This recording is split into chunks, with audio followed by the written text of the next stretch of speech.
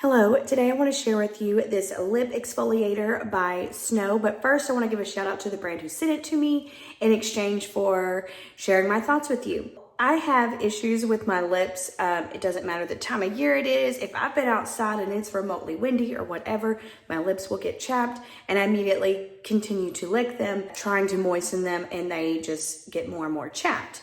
So having a good lip exfoliator to get all of that dry skin off is a must for my bathroom. And since we're going into, right now, we are currently going into the fall, so the weather will get cooler and drier, and this will be an issue for me even more. I'm so thankful to have something like this on hand. It's definitely a scrub. Like, think of like sugar. It's what it looks like to me. It has a very cooling sensation. It's very minty, but it makes me think of like an icy hot or a Bengay or something like that you would put on your body.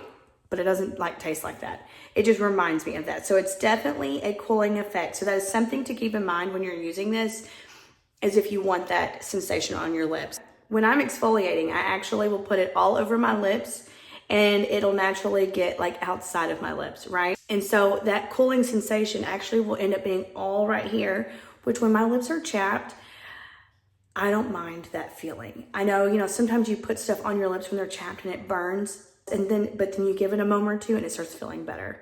So I'm gonna put some of this on and show you just the whole process of what I do using this Snow lip exfoliator.